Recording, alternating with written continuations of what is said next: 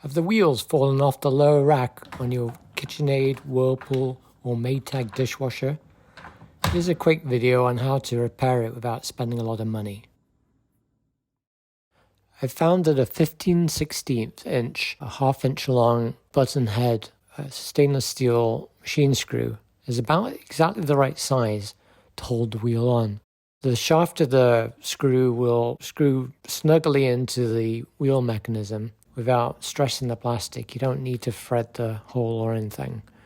The only issue is the head of the screw is a little bit smaller than you really would like to have on the wheel.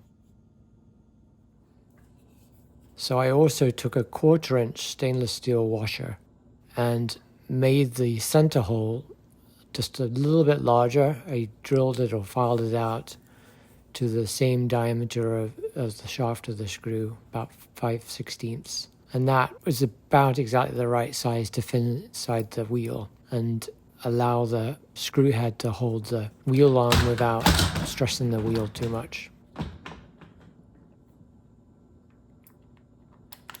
When you tighten the screw up, it just needs to be snug. You don't want to over tighten it and strip the plastic that's holding the screw in.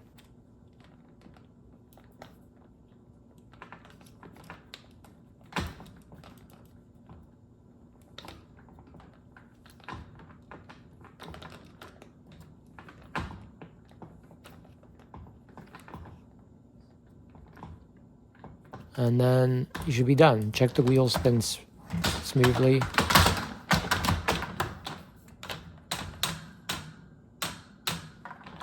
And if necessary, repair the other wheels as well.